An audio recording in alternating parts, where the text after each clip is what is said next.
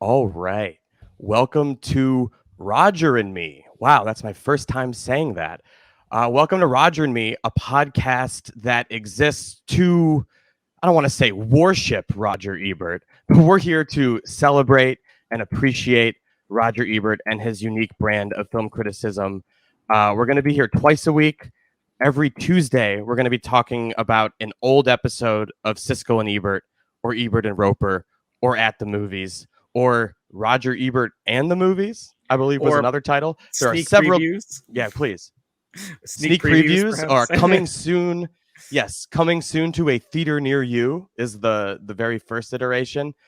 So this show will be half rewatch podcast in that we will be rewatching um, all the old, episodes of the shows and then discussing the movies that they discussed therein from a modern perspective. Like, did they get it right?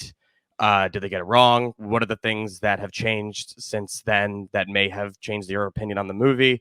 So I'm excited to do that. But every Friday, which is what this is, happy Friday, everybody, we will be talking about every new theatrical release that is coming out that week in true Siskel and Ebert fashion.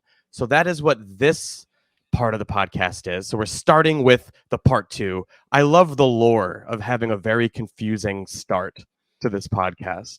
There are so many elements to it, and who could keep up? But I'm hoping you, the listener, can. I am here with a couple guests. Jesse Hassenger, my co-host for my other podcast, the New Flesh Horror Movies podcast, about horror movies and all things tangentially related to horror and the horror lifestyle. Jesse Hassenger is here. Thank you. Hello, Jesse. What's up? Jesse's here. He's a freelance film critic. His writing appears all over the place, including his review of Nope is up today at, was it Inside Hook? Inside Hook. Really great review from Jesse on that. And we are also here with someone I've never met on until right now. I've been following him online for a while. He's one of my favorite follows on Letterboxd and on Twitter. He just gets it. He gets the movies. We are here with Jacob Knight. Hello. How you guys doing? Thanks for having me. I'm great. Thank you so much for being here. You host a podcast yourself. Why don't you tell us a little bit about Secret Handshake? Secret Handshake is a weekly podcast that's dedicated really to the cult movies that people kind of bond and form friendships over. We've got about 65, 66 episodes now. I've lost count with these stupid mini series and bonus features and everything that we do. But we also have interviewed filmmakers as well. We had Gaspar Noé on recently. We had Rowdy Harrington, the director of Roadhouse, on. Matthew Robbins, the director of The Legend of Billie Jean. Like, we just like to explore these movies that have kind of had big impacts on our lives over the years, and how they kind of strengthened me and my co-host Martin Carlson's friendship together. And you can find that over at on any of the platforms that you listen to podcasts to, from Apple to Stitcher, et cetera. And then also we host writing from various writers across the internet, like Simon Abrams and a bunch of other folks over at secrethandshake.com. Oh yeah, everybody should definitely check that out. It's a great podcast and a great website. As I mentioned, of course, as I mentioned earlier, I just want to wrap everyone's head around what we're doing here. Combination rewatch podcast, movie review podcast. Because what is a movie review YouTube show? Hello. Or a podcast, if not a spiritual sequel to Siskel and Ebert, right? They were the blueprint. So we're not only going to highlight that, we're going to keep it going with our own silly conversations. And this summer is a particularly interesting time to start a podcast where you're aiming to tackle all the theatrical movies, because we're in the middle of the summer, where you'd think it'd be movies coming out every week that we're excited about. And we're very excited about Nope. But is there anything else even on the calendar today that's out, Jesse? Is like Mrs. Harris Goes to Paris or something out? Mrs. Harris Goes to Paris came out last weekend. Thank you very much, Brett. Okay, excuse me. Yeah, come on, show some fucking respect to Mrs. Harris. Went all the way to Paris. Yeah, she went all the way to Paris for you to not know. No, there's no other movies coming out wide this weekend. There are, as always, lots of limited releases. Alone Together, Un Film du Katie Holmes comes out this weekend. The Nan movie, a Catherine Tate sketch comedy spin-off movie comes out, and some other stuff that I don't know much about. But yes, this is the only wide release this weekend, just as next weekend only has 2 wide releases. One of them's a DC cartoon, and the other one is BJ Novak's film Vengeance. It's slim pickings out there. Even if you're excited about those movies, there's not a lot of them.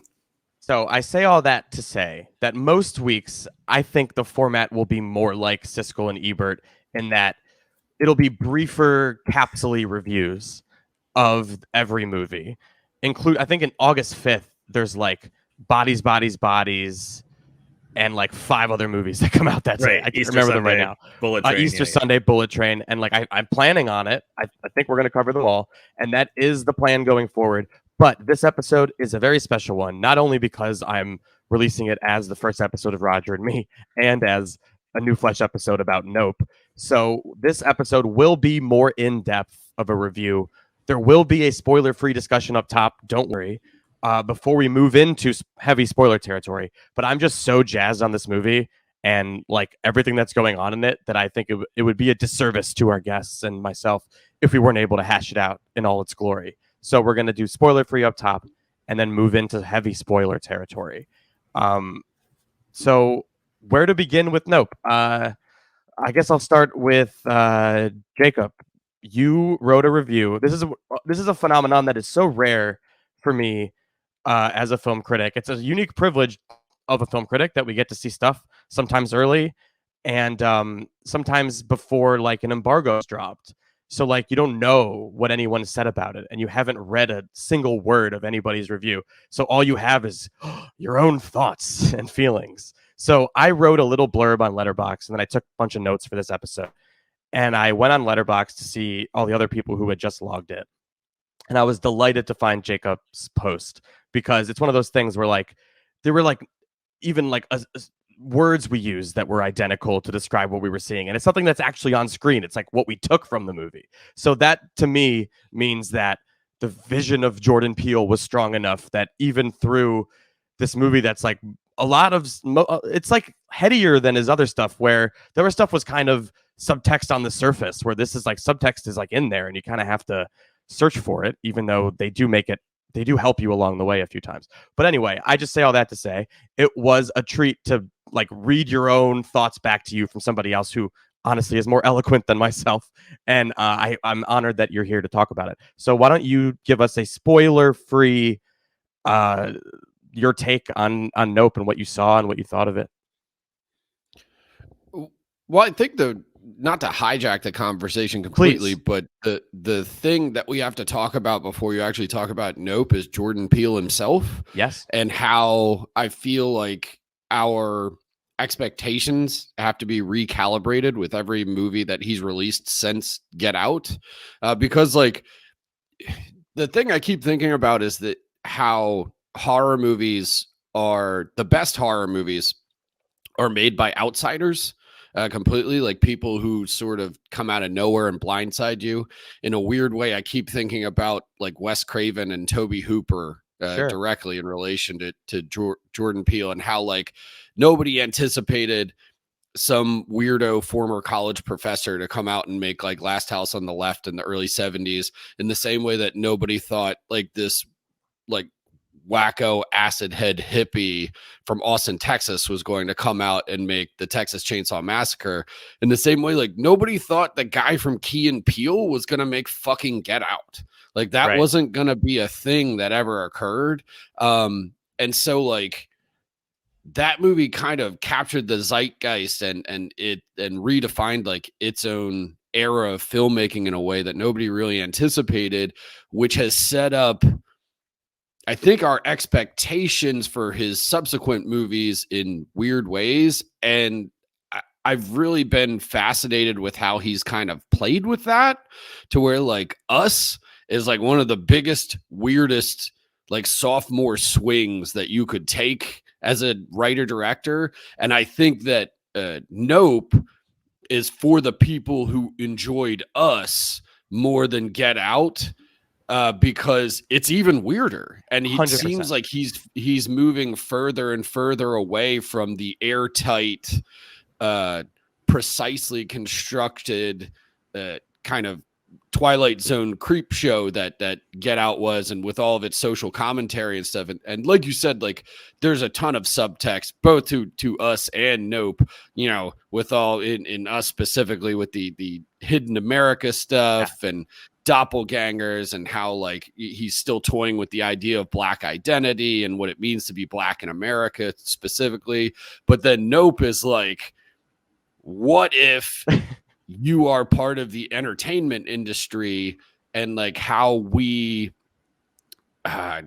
now kind of commodify a certain type of like fear and angst, and also how like these movies are made by a legion of people who just exist below the line, below, like, you know, there's no top credits. Like the best or the most let's say established character who comes out in our crew of folks who try to like hunt down this kind of extraterrestrial force that descends upon the desert is like, he's a cinematographer.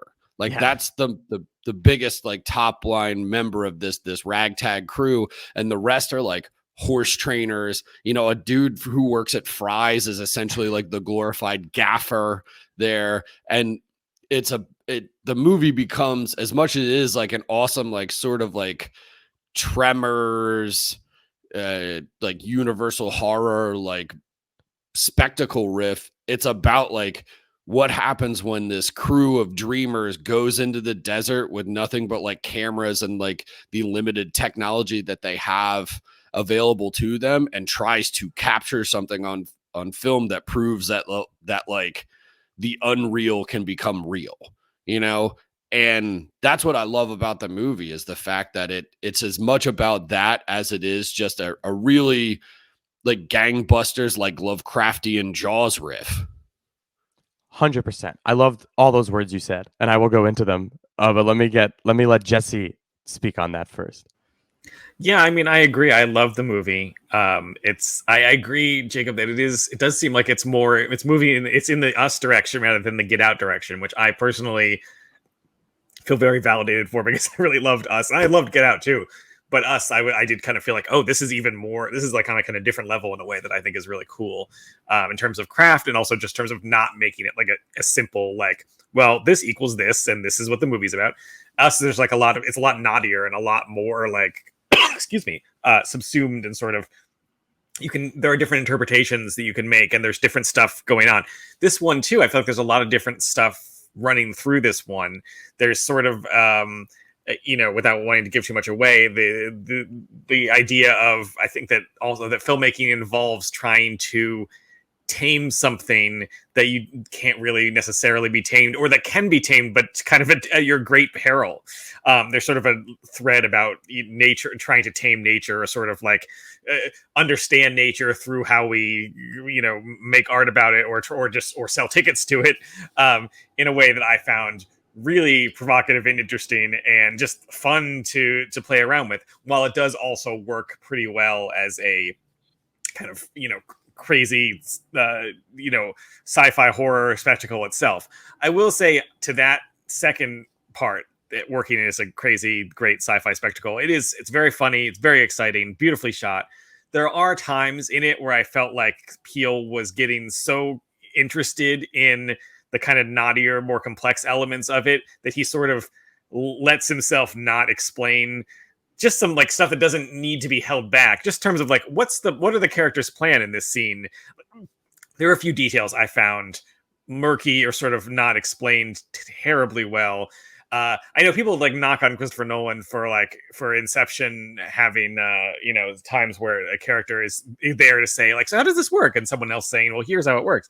But honestly, I wouldn't have minded a little bit, just like a few minutes of like, so what is this?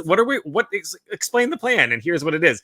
Some of it might just be the sound mix in the AMC Empire where we saw this movie in the IMAX. It is very loud, but not always easy to understand the dialogue for especially someone with a lower register like Daniel Kaluuya.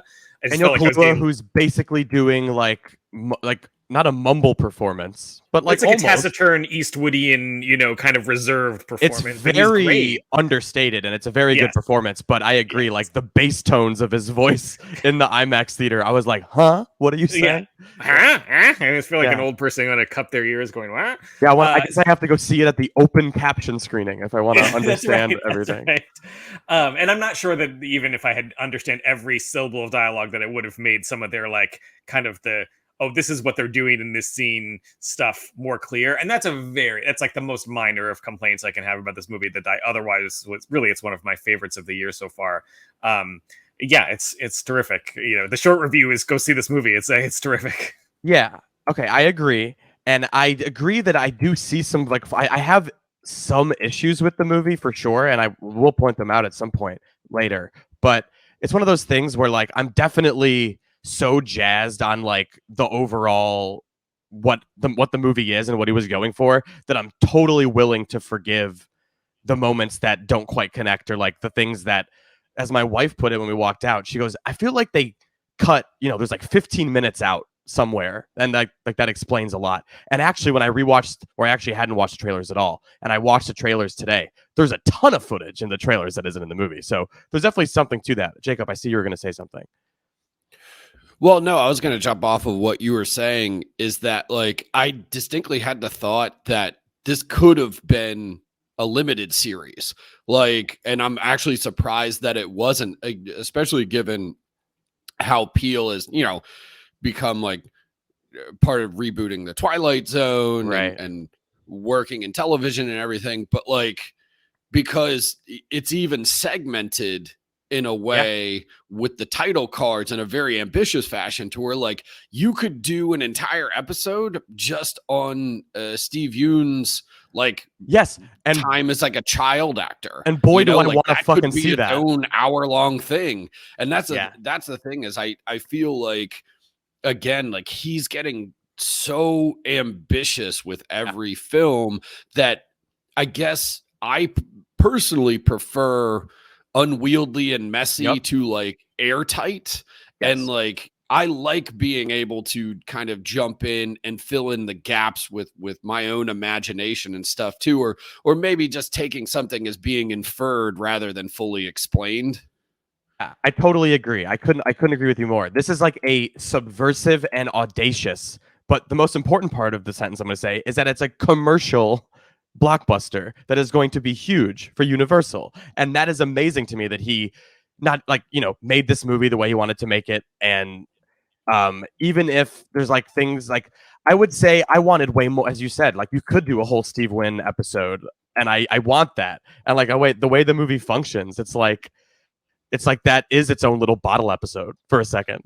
And it's amazing. And once you connect to the themes of that, which we'll get into, of like what that is saying, and then like what his scene as an adult, and oh god, his scene as an adult where he's talking about SNL is the best scene in this movie. And like that scene, and like I just feel like that scene and the level of writing and craft of what Peele is going after by having Steve Wynn give this monologue about how this horrible thing happened when I was a kid, but SNL and society and everyone thought it was so, like, there's this amazing SNL sketch about it, and boy, is it so funny. Like, I forget how he phrases it, but like he's phrasing it as hand was on fire. Yeah, right. It's incredible the way it's, of course, an incredible performance. But just that whole scene and the way it unfolds, and you can see like the look of actual, like, what's the horror that's behind all of that for him, and like how he's just, let Hollywood commodify his trauma, and that's a huge theme of the movie. And even if this, the Steve Wynn character, I think people are like, I think general audiences might want to see those threads come together in a more meaningful way or something. But again, on a pure, like, audacious, messy, unwieldy level, like, I got what he's going for, and I don't need my handheld to be told, well, these characters are going to meet in this way. Like, that would have been forced, and I like the way that it manifests in the movie. So my first thought when I walked out is, I said, Jordan Peele really made a sci-fi blockbuster that it mocks the industry, and it's about how audiences chew up artists and spit them out, commodify their trauma. All the while, the movie is also advocating for the magic of movie making, specifically the analog magic of movie making and practical effects, while spiting digital, while also using digital expertly in the movie. I would say, like, it's an amazing movie with amazing digital effects, but I was struck the whole time by like the like analogness of it all, and how like the opening scene, they're training a horse to be in a movie, but it's a pain in the ass, so they end up getting a CGI horse. And then later on, when quote unquote the alien or whatever is taking horses, and then they give it a fake horse, the artificial horse, and it literally spits it out and like can't handle it. So like I just thought this movie was so brilliant when you make these like little connections, when you're like, I think Jesse joked about this earlier, being like, this is that, but like this is one of those movies where I was like, this works. The thing about the beauty of Nope is that it works entirely, I think, as a sci-fi blockbuster that is crowd pleasing and interesting and has some truly horrifying moments, is beautifully shot and all that stuff. But it also functions as this amazingly, I don't want to say opaque, I don't know what the word I'm looking for is, but like this opus about movie making itself, which is like a real trend this year between X, which is all about going into the woods or the cabin and making a dirty picture with your friends. And I would say Crimes of the Future is more like the Nope style of about movie making, where it's like, well, actually, no, because Nope is about movie making, and Crimes of the Future is not about movie making, but you can infer that Cronenberg is like an avatar for the character in that movie. So I just love movies about movie making, and that's what this is. This is a spectacle that examines spectacle. And as Jacob was saying earlier, the like attention to paying respect to the below the line crew is like what the whole movie's about to me. And I thought that was great. And I love the TMZ joke that he sneaks in there at the end. I just think it's a super audacious movie. I was going to say too, and not to step on the spoiler part of the episode, but like the other thing that's incredible that Peele continues to do too is how empathetic the movie is that for all of its acidity regarding the entertainment industry and kind of how these folks are sort of lost after their time in it, it also serves as a way to show like how they're kind of damaged by it and feel like it makes the audience feel like sympathetic towards them. Like I love the fact that it's half of the movie is about a brother and sister relationship living in the shadow of their dad and their like his horse training business that they're now kind of forced to take up out of obligation essentially to his legacy. And then on like an even sadder level, the movie, all of the Steve Yeun stuff is almost about a guy who was completely like traumatized as he was a kid and regresses into being a theme park host who also at the same time uses said theme park to exploit this crazy thing that he finds in the sky. So again, I don't want to step on spoilers too much, but like Peele has a great knack for making you feel for these outsiders that you otherwise possibly, again, because they're all below the line types or folks that like you wouldn't know unless you knew about this weird, what was it, 1 or 2 season like child sitcom. Like you wouldn't Gordy's know about Home. that.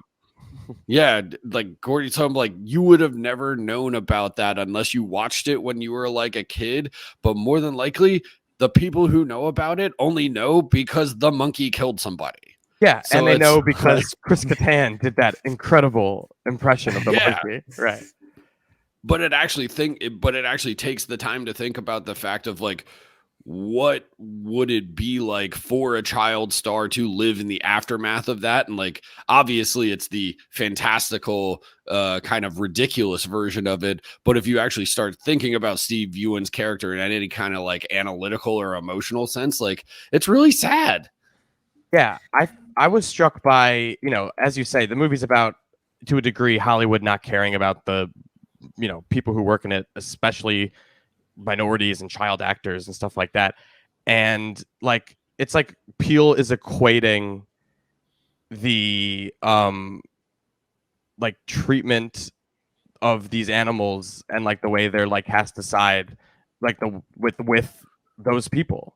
And I think it's impactful to me. There's also an ambivalence, I think, there about when you talk about the analog versus digital thing in the movie. That's certainly there, but it's not kind of an unambiguous like, yeah, in my day we did this with the models and because using the real thing in this movie is what gets people nearly killed, or at best losing their livelihood. And at worst, it also has maimed. things. It also critiques the cinematographer dying for the perfect shot and shit like that. So it's kind of just a big writ large send up to me, but with elements that are fully appreciation. Yeah, it's done with a lot of love. It just is also, it doesn't get really sentimental about the idea of filmmaking, or it's rare to see a movie about filmmaking that has a sense of awe, which there is here in what you're looking at, but doesn't try to chase that awe with a kind of bullshit about an Academy Awards style, the magic of the movies, squishiness about how great it is for these people, what heroes these folks are, or whatever. That this does a nice job of avoiding that kind of Peele always remains kind of, at least to my eye, skeptical and very thoughtful about these things, rather than just being isn't it great to use the magic of the movies to get stuff the practical way or whatever. He's very ambivalent, I think, about a lot of this stuff in a way that he speaks to his love of it. I mean, you can't write that scene where they describe an SNL sketch perfectly using the era appropriate cast. Yeah, and Jesse's an SNL scholar, and I was sitting next to him, and he's waiting for them to say the wrong name, and they nailed it. Yeah, I whispered to my wife like a dork over to her when they were and he's and as the monkey, I was Chris Kattan, and he said Chris Kattan. Yes, yeah, I did. I was just I was so eager. But that's the thing. He's making fun, not making fun of, but sort of certainly drawing attention to the way these things happen, and also doing it with this enormous amount of expertise and affection in a weird way.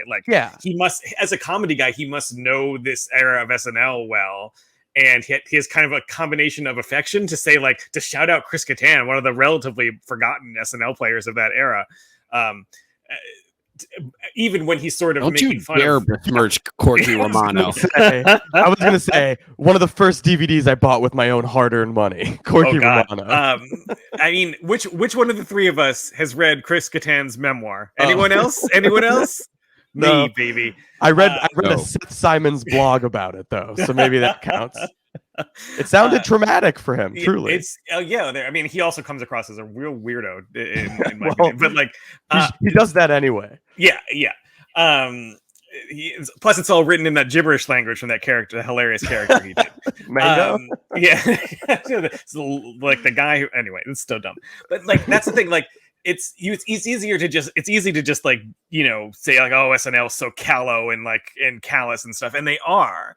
But then Peele writes it in such a way that he also is obviously someone who understands that the show cultural impact of it too. Exactly, understands what's the kind of dynamics of sketch comedy and stuff like that, and that just makes the movie such a richer experience than if he was doing either just a full-on satire or a full-on dismissal or whatever. It's it's a much naughtier movie than that. That's also how I felt about Us, that it has a lot of stuff going on in it that is not this is good and this is bad.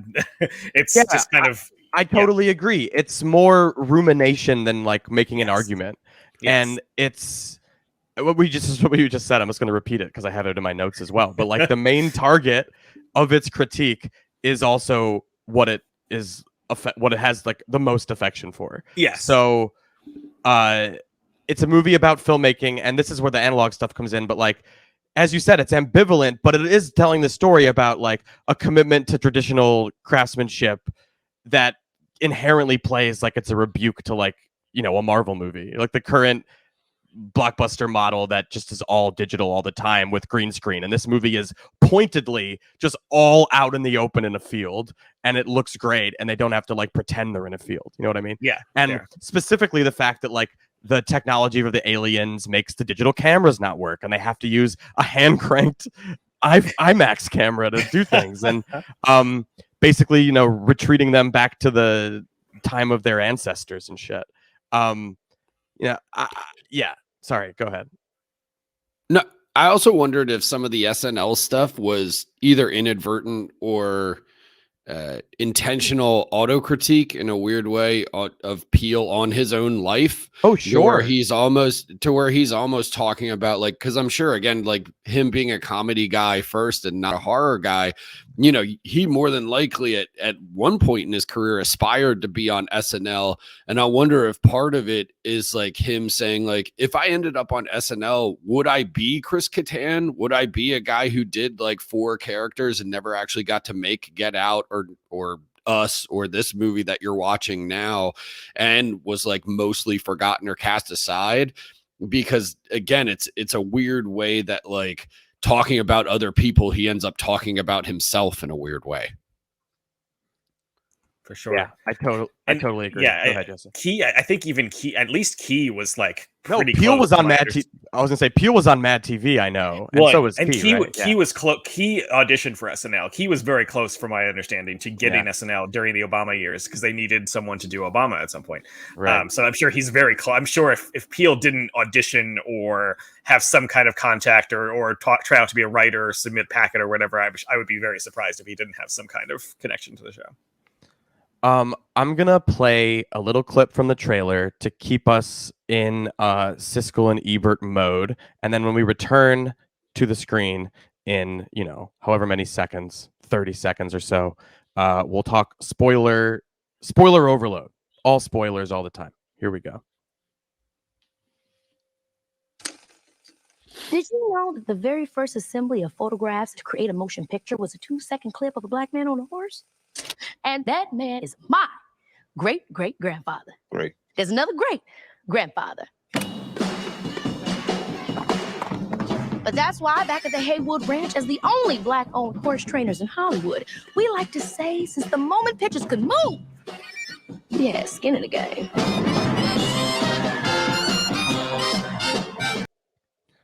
What a great trailer. Nope. The trailer for Nope, which I have avoided until today. And as I mentioned, it was really interesting to watch and see all the random clips. There's a whole scene with Keke Palmer on Hollywood Boulevard. There's a lot of weird stuff that didn't make it in the movie, but that's a conversation for another day. Hopefully when the insanely stacked DVD or the Vista series, Infinifilm. I know you keep comparing this to Signs, Jesse, but this is not a M. Night Shyamalan movie, whatever you have to say about it. Before we get into Nope spoilers, I just want to do like a quick overview of, Jacob, could you speak to what would you say Get Out is a movie? Like, what is the thesis? Like, what is Get Out about? And then what is Us about? And then what is this about? I kind of want to talk about those things. I have them in my notes. If you, I'm sure you remember. Like, are we talking about the plot or the subtext? No, just like the subtext. Like, my point is, I want to know what he's getting at in that movie. So I'll just say, from my experience, the quote that's most operative from the Get Out for me, as I did the rewatch, was, "It's such a privilege to be able to experience another person's culture." And obviously, the movie's about being Black in America, but specifically, the read I got, especially after watching Nope and with all the meta stuff going on, it's really hard not to see it as specifically about being a Black man in a white-dominated industry that is Hollywood. Well, also, it's sort of about the commodification of like Black people and Black bodies specifically, and how like people think that they can still own them even in a post-Hope, post-Obama sort of era, in that, you know, being a good white person, quote unquote, like Bradley Whitford and Catherine Keener and stuff, that still, you know, allows them or gifts them the privilege that they can perform these experiments and frankly own slaves again. And it's like one almost excuses the other. Absolutely. And I love the detail specifically about Stephen Root wanting his eyes, which really tracks with the whole Jordan Peele is Daniel Kaluuya stand-in in this movie. And I love that.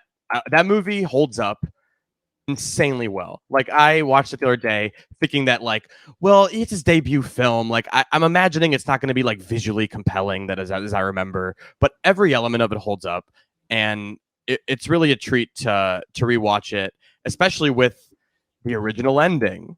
which I don't know. I'm sure most people know about it now, but it is on the Blu-ray.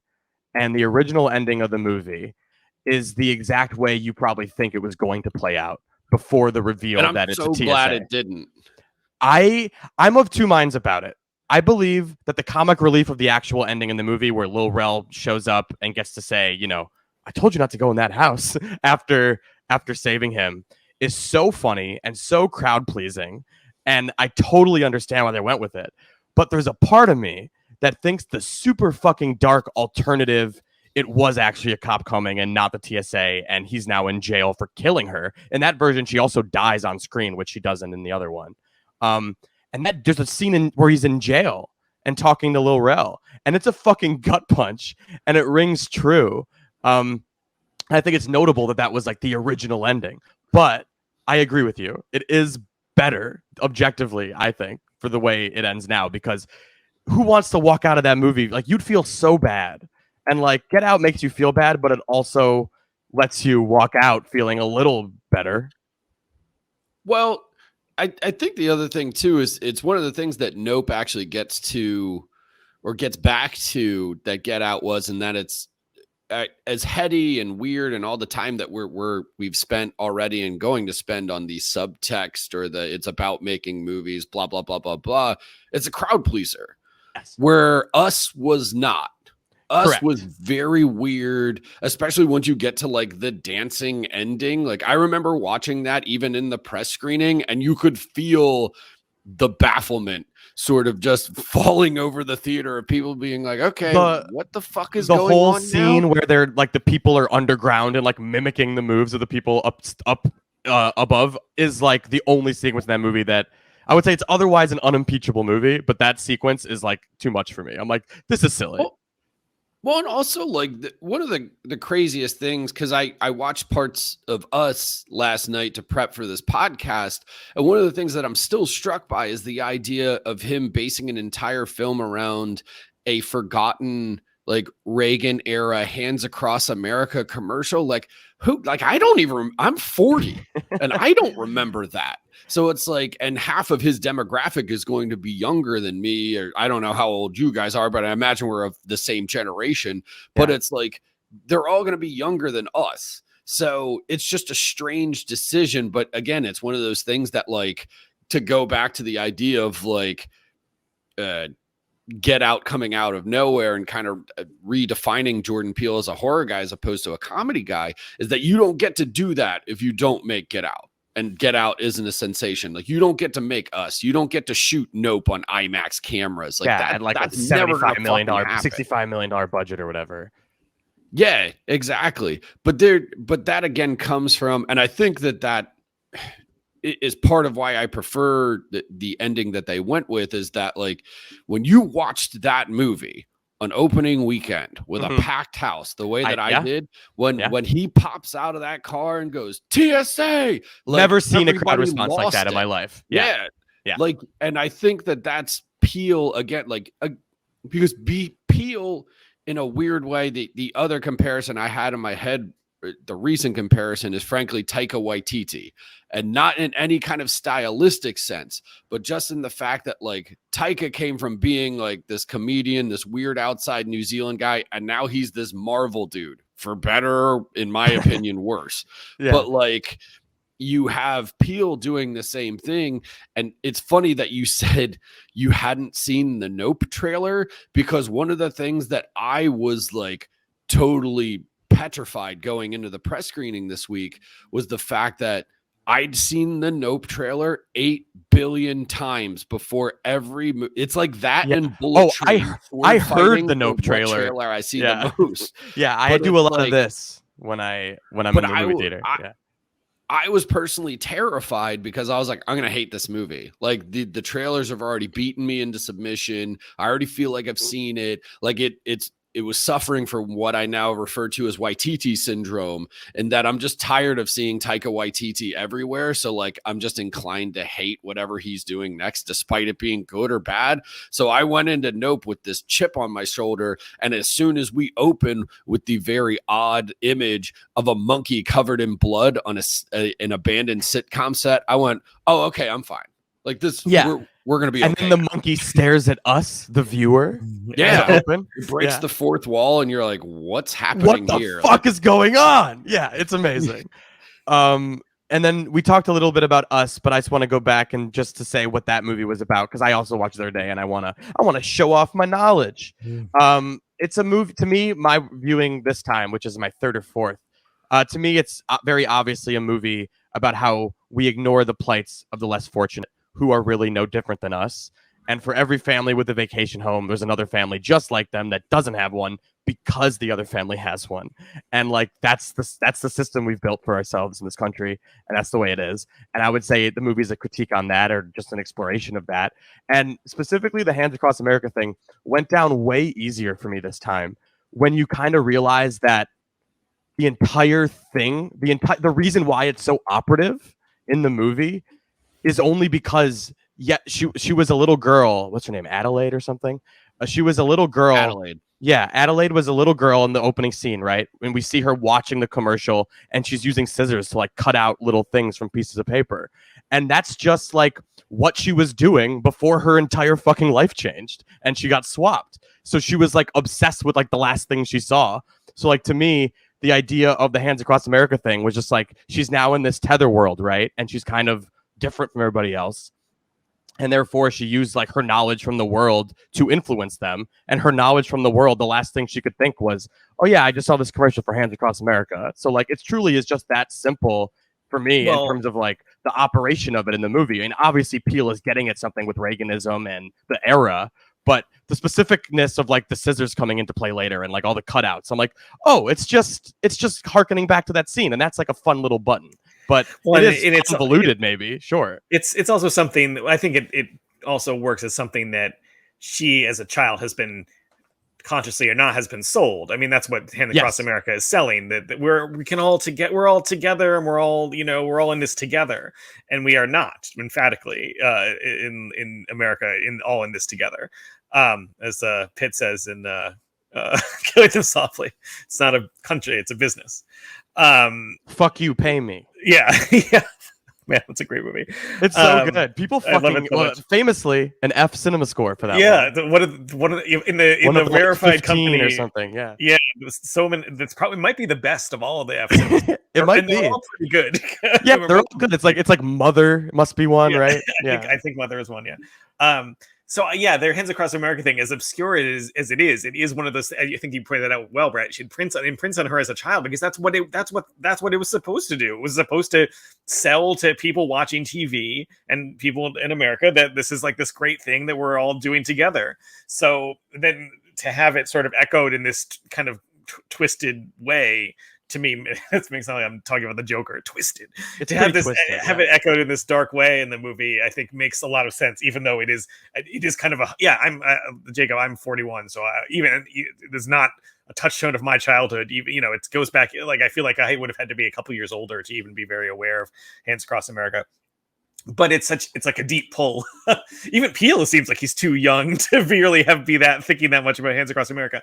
But it kind of speaks to the way he's able to pull stuff out of history or pop culture and say, oh, here's what's really going on with that. And here is how this weird little curiosity like kind of becomes refracted into this, into a kind of, example of what's kind of fucked up about the country without being heavy handed about it. It's also just like has a great nightmare / dream logic. To take the idea of people holding hands across the country, which is ridiculous as a logistical thing, and then to make it into this kind of it feeds into this very. I mean, the world of Us is impossible.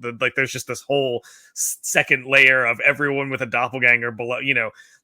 It makes no physical logical sense, but that's not really what. Well, and that's why it gets over its skis when it tries to be like, well, look, they're really just right below them doing the same movements, and it's like, okay, you lost me a little bit. I like that. It's such a weird dreamlike idea that I just feel like that movie is where I was like, okay, this guy, Get Out obviously is great, and Us as I was like, oh, I'm dying to see his next movie because if this is where he goes from Get Out, I can't imagine where he goes from this very I think Us in some ways is a better horror movie than Get Out. I mean, Get Out is very good and does what it does perfectly, but Us I was like, oh, okay, this isn't this. He wasn't just using horror to get across a point in that first movie. He's like a legit good director of genre stuff, which is Yes. invaluable.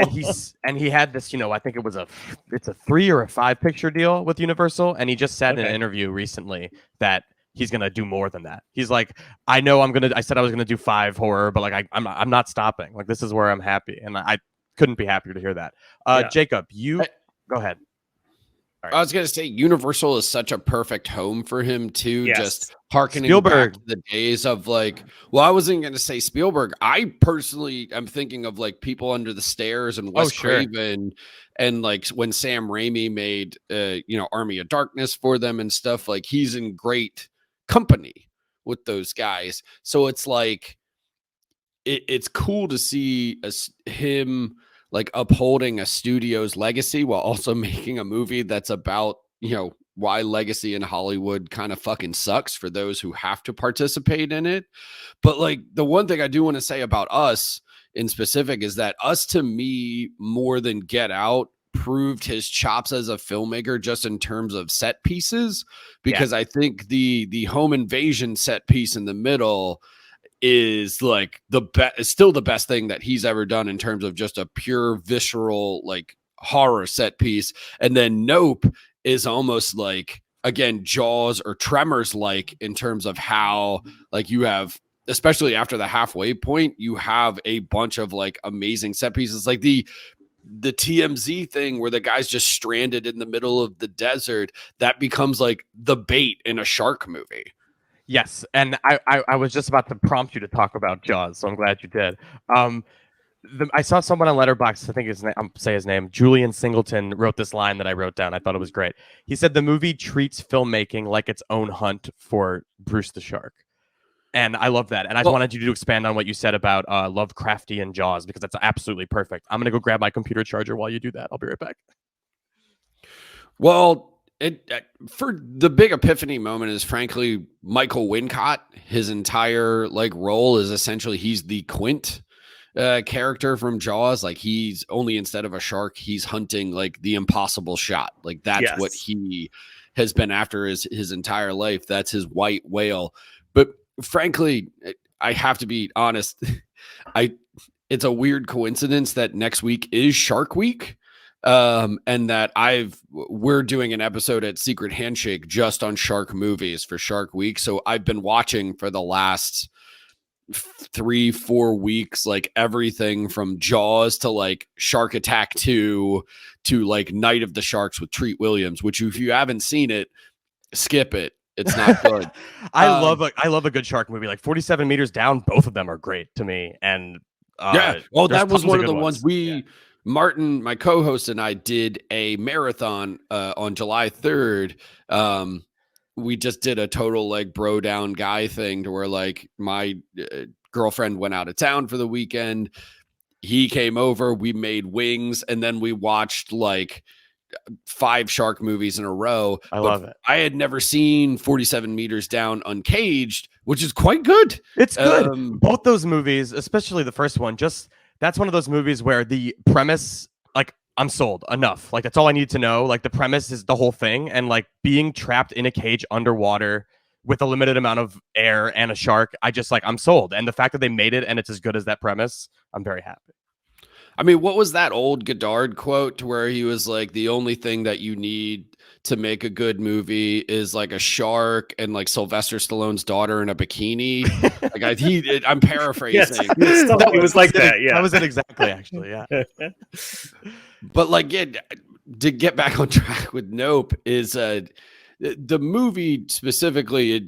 It reminded me of the Lovecraftian Jaws idea because it becomes about this thing, the way he teases it out and teases it out and teases it out to where like you see something move between the clouds in the background.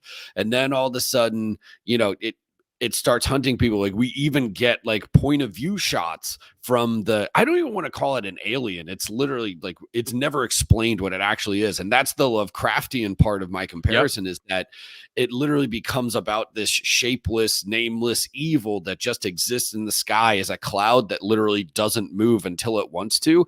And then they talk about how they even give the almost like I watched Jaws last night too. They talk about the territorialism, like the whole Richard Dreyfuss like monologue where he explains territorialism to the mayor and Chief Brody, is that you even get that to where they're like, oh yeah, it's only here because we're in its hunting ground. And I was like, dude, it's so obvious. I wanted to, like, if Peele was sitting next to me and we were like buddies, dude, I would have looked at him and been like, all right, man, like I get it.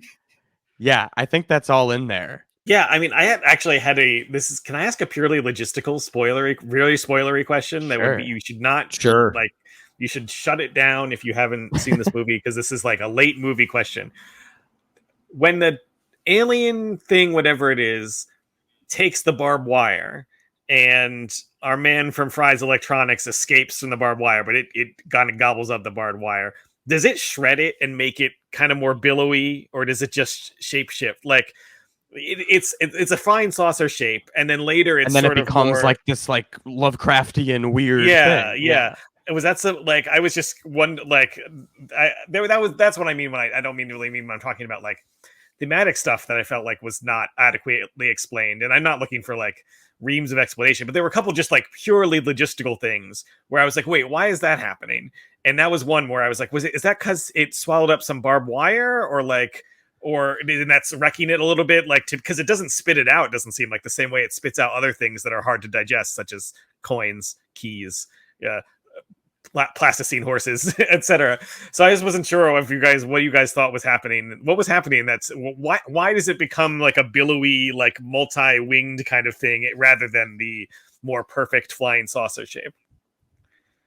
It feels like it's peacocking to a certain degree, especially by the end with Daniel Kaluuya. It almost feels like, and again, this could be just a personal interpretation, like solely with no backup, but like when I watched that scene again, Peele has specifically said in interviews, like he's used the term spectacle and how it's a movie about spectacle. Well, the movie opens with that quote about spectacle too. I forget what it is. Exactly. It's in there. Yeah. But it's like, to me, that is almost like the idea again of like the Lovecraftian old ones, or any kind of gods that you have prayed to, or that you read about in like Greek mythology or any like ancient civilization. It's a demonstration of power and complexity and how they tower over you in a way. And and almost how like no matter what you're armed with, camera, harpoon, etc., doesn't matter. You cannot dominate me. I will literally suck you up and shit you out like the entertainment industry has for your entire life. I mean, because that's the other thing that I always found, again, to bring it back to Peele being a comedy guy, it wasn't until I was driving home that I was like, this movie opens with a poop joke, kind of. Like, Keith David is murdered because he's pooped on by Keys. And I was like, you're right. Like, it's when you put it like later that. It's not until later when you realize what's actually happening in the movie. It's like, he died from projectile doo-doo. Like, that sucks. What a way to go. At least he got Keith David for it, for the most iconic guy possible. One quote from Peele that I have here in an interview is he said he's describing the movie spectacle as trauma, or as tragedy. He said, when you're on a road and there's an accident and people are rubbernecking, what you're talking about is trauma as entertainment. It's intrinsic enough in our DNA that traffic slows down when there's a spectacle to be seen, a bad spectacle. Everyone likes some form of horror or darkness. We need it. We need to contend with these things, whether it's coming to see my movies or your procedural television that just goes to the darkest place of all time every night, but somehow you go to bed okay. We need this. Horror films and the people who try to capture their nightmares and show it, I have to think and hope that it provides some catharsis for some people. What a fucking genius. Well, and it's like it's what Daniel Kaluuya keeps saying too, is that what's a bad miracle? Like, I think that the other reason why this thing in the sky is not defined is because like he's one of the few people, like his sister, Keke Palmer, she instantly is like, let's sell it to Oprah. You know, like it's all about her mindset is like the commodification of how can this push forward my my real gig, as she calls it. Her real gig is actually acting and directing, and like everybody in the entertainment industry tells you, it's not wrangling horses, it's this art that I do. And her brain instantly goes to the idea of like, how can this catapult me to another level of stardom, where like OJ actually takes a moment to consider what they're witnessing, because I love the phrasing bad miracle. It's just like, even, and to bring it back to the spectacle ideas, like when you see a horrific car crash, that's what a bad miracle is. Is this something miraculous happened in front of you, but it destroyed everyone around it? Yeah. And that's the basis for Crash, David Cronenberg's Crash. The Oscar-winning 2005 film Crash. Sorry. No, yeah, I agree. I think that Peele puts it very well, and you guys put it very well. It does that, and that's an adequate. That's a better explanation than the barbed wire shredding the thing. And it is. It's also really scary. Like it's scary in a different way than, you know, something going bump in the night, which is sort of both Get Out and Us are sort of essentially, if you really, really boil it down, something going bump in the night. This is like, there's scenes at night, but there's stuff in the broad daylight, and just seeing that thing when undulating in the sky, once you kind of know what it is really terrifying. And a lot of what he leaves opaque, just like about the physicality of it, the screen-like kind of viewer thing that you see, when you see it sort of point of view, or sort of the alien eye view shot, is unknowable and scary in a really great way. It's really awesome. I love that there's no scene that's like, well, this conveyor belt did this and the people got sucked up in this tube. Here's where they are. Like, I loved how the way he treats the horror is horrifying, and it leaves you scared. I totally agree. I don't think anything's like over explained. I was like trying to parse like what it meant when they were like, you know, the whole thing about like, what's the metaphor here for the don't look at it thing. And at first I was like, maybe this is like telling artists not to like read the reviews or check Twitter. And then I kind of moved back and I'm like, no, I think it's what we were just talking about, where it's like, we all can't look away from the absolute worst shit on earth, whether it's a car crash, it's impossible, or being like a youth who's my age, a little younger than you guys. I'm sure you experienced this too. I don't know if you were young enough to be stupid enough to click on them, but I grew up going to like ogrish.com and Something Awful and rotten.com and like watching like beheading videos and shit. And now today, kids are inundated with fucking school shootings, not only like the threat of them in their lives, but like videos of kids getting obliterated are just out there. And like, that's what he's talking about to me. Is like, he's talking about a spectacle that we can't look away from. And that's that's like in society. I also think it points to a underrated Peele influence, the Simpsons Treehouse of Horror. And I'm only half joking that I feel like his mix of horror and comedy is not unlike the best Simpsons Treehouse of Horror segments. And to the point where there is a Simpsons segment where the mascots on these different like big box and chain stores come to life and start wreaking havoc, kind of kaiju style, on Springfield. And the way you kill them is to not look. There's the little ditty that Paul Anka comes up with that says, "Just don't look, just don't look." And I was thinking of that. Why I feel like Peele, that might seem like a reductive thing to say, but Peele as a comedy guy, I cannot believe that he didn't think of that at some point while making his movie. But that he hasn't. I'm sure he's seen that Simpsons episode. Just don't look, just don't look. And that's kind of a facile thing to say, but it's also like, I feel like that is what he's really good at, is doing stuff that's sort of satirical, but also like genuinely kind of like creepy and horrifying and funny. Like it really is the kind of Treehouse of Horror writ large sensibility, and you don't really see that in a lot of horror filmmaking. Another horror element that I wanted to mention that I was iffy on at first, but by the end I really liked it.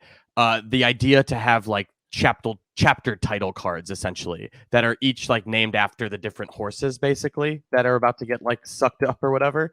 And because after the first time we know what it indicates, like when that title card comes up, I think I saw someone make this comparison. I wish I wrote down who it was. Sorry, whoever this person is.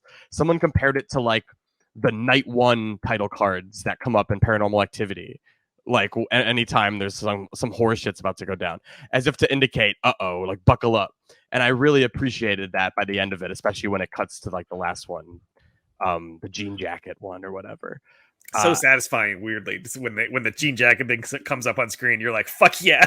and even though it's kind of abstract, it's just kind of like, "Yeah, this is gonna be good." And like, I shit on movies at festivals all the fucking time for having superfluous chapter titles, but when Jordan Peele has them, they are not superfluous. Well, I say, yeah, he's a super smart guy, so I think it works. Jacob was right to say this movie is just completely modeled after Jaws, to the point of I was again trying to make like vis-a-vis comparisons. Like, is that purple people eater speech supposed to be Quint's big speech?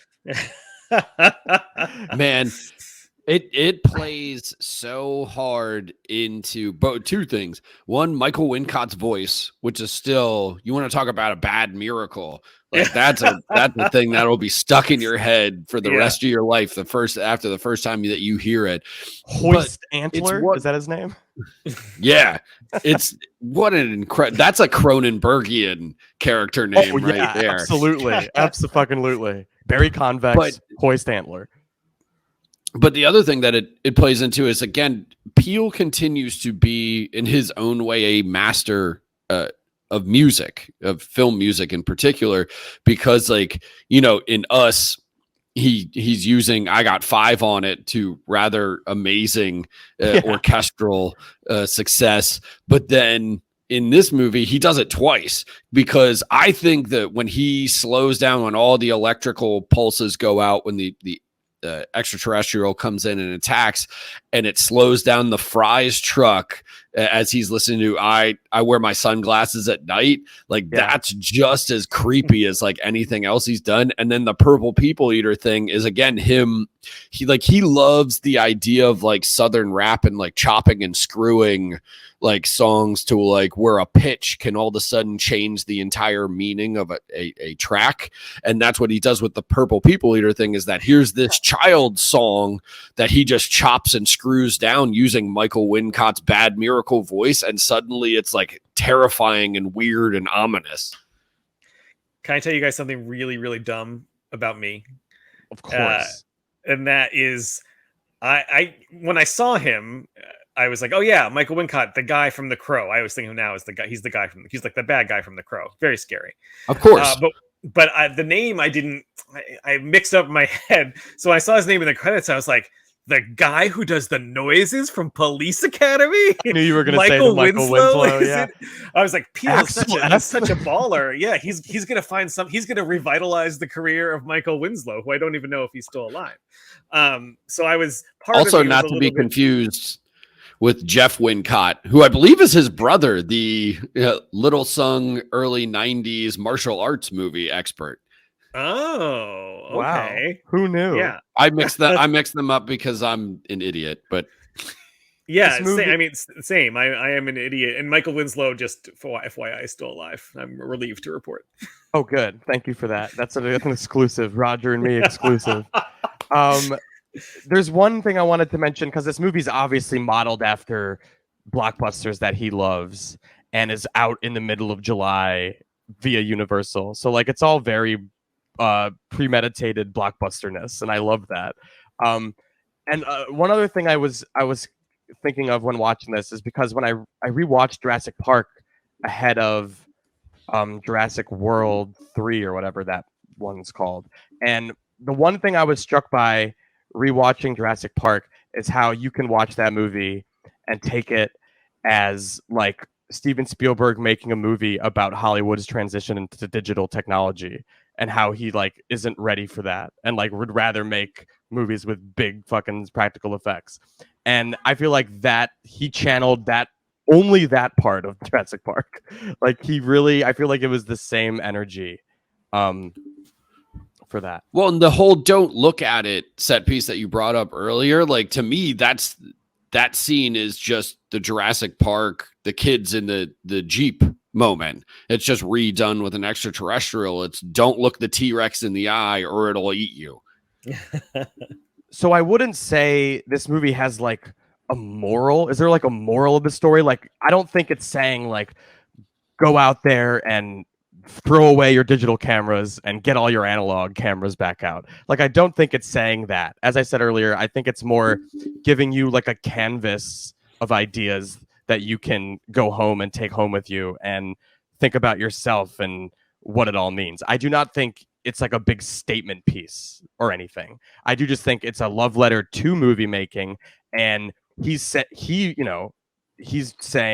that there's nothing like the old fashioned way, basically.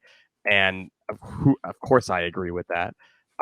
We haven't really talked about what's his name, Hoyt van Hoytema, the cinematographer, Christopher Nolan cinematographer, who does impeccable work here with IMAX cameras and 65 millimeter film. Yeah, it's weird. It's interesting. Like, I think the M. Night Shyamalan comparison is completely valid. I say that as a fan of Peele and as a fan of M. Night Shyamalan as well. But yeah, there's also a surprising amount of Christopher Nolan in this, and that seems like that's a total guy who's seen one movie ever type of comment, right? I'm really seeing a bit of the most popular director currently working in this. Yeah, but at the same time, he's using Nolan's cinematographer, shooting in IMAX, which Nolan loves to do. Yeah. And even I don't think this is intentional, but some of the dialogue was a little hard to parse, as it is often in Nolan's movies. And some of Nolan's movies really do also read as filmmaking metaphors, right? Inception feels that way, and Tenet feels that way, certainly. It's like these logistics, the kind of massive logistics needed to make a movie in the vein of Christopher Nolan's favorite stuff. And also, as Brett, you mentioned the analog stuff. Same thing with Nolan's, like he's always using these like real locations and trying to use practical effects when he can and all this stuff. So there is, I don't know if there is much that amounts to that, the same way that I don't know that there's really much of a it's obviously there's a thinkier movie than Tenet, but like Tenet was a movie where I was like, well, I don't know if this really says much in the end, but I really enjoy it. This movie has a little bit of that, like Chris Nolan, like making a giant spectacle that is about itself, about the making of itself, to it. I don't know that, what the kind of, what your takeaway of it necessarily is. It's not as kind of lesson-y as, I love Shyamalan and I love Signs, but it's very obviously constructed. I rewatched it again recently because I was writing a piece about the two movies. It's very obvious that Signs is constructed in a way that says, and the moral of the story is like everything happens for a reason, and like it's very, it's almost didactic about that. Like it's, he was wrong to lose his faith, and his faith is restored at the end, and it's done in a pretty elegant and understated way, and it works. Like I have to acknowledge that it works, even though I don't agree with what it's saying. It's one of those classic, like, no, I don't know, this is not my view at all, but like you've said it well, like you've said what you're trying to say well. But there is a little bit of like calculation and like, yes, this is going to all arrive at the outcome that things happen for a reason.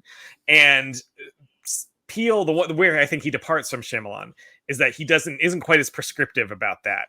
I'm not sure if he has a firm conclusion about where this movie is supposed to leave you.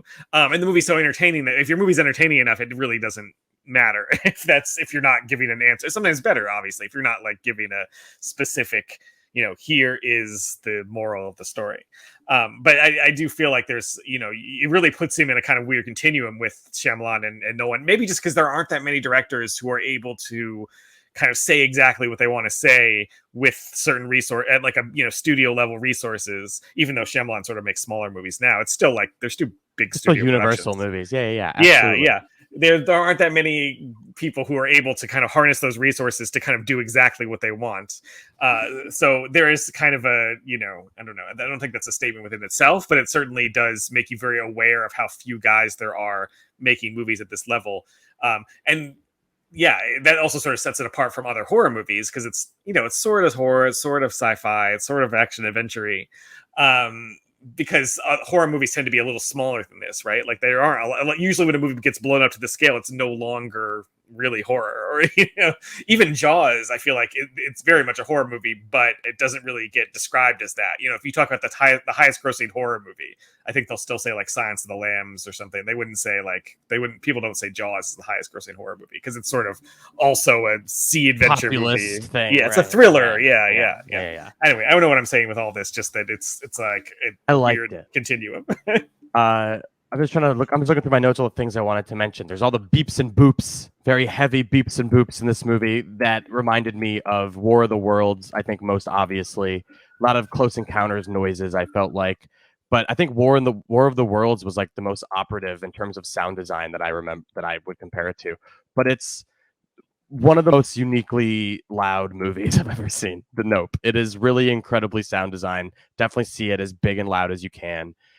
Do you guys think we need to go over the plot of this movie, or have we had enough talking about it? I think we've had enough talking about Nope. Yeah. If you're listening to this, hopefully you watched it already. You don't need us to tell you what it's about, but we can tell you what it's really about, if you know what I'm talking about. So thank you, everyone, for checking out Roger and me. We'll be back on Tuesday with our first episode. That's a rewatch of a Siskel and Ebert episode. And that episode will be the very first episode. It's from November 1975. And the title of the show was Opening Soon at a Theater Near You.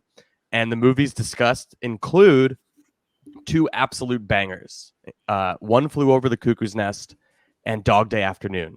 On the same fucking episode? On the same episode. And there's 4 other movies that are movies you've never heard of, almost certainly, that I had to track down. And I got to give a shout out here. They're not a sponsor, but hopefully they will be. Tubi, the streaming service of the people. They have everything, and it's free. They have all these movies from the 70s that Ebert's talking about on these shows that I've never heard of. Mr. Quilp, and what's another one to watch? Conduct Unbecoming. That's a movie from 1975 starring Michael York that I really enjoyed. That's on Tubi.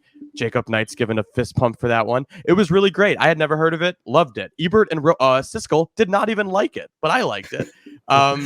And there's something else I watched. Oh, Sunday Too Far Away, like an Australian movie from then. That's like an Ozploitation movie. That was really great.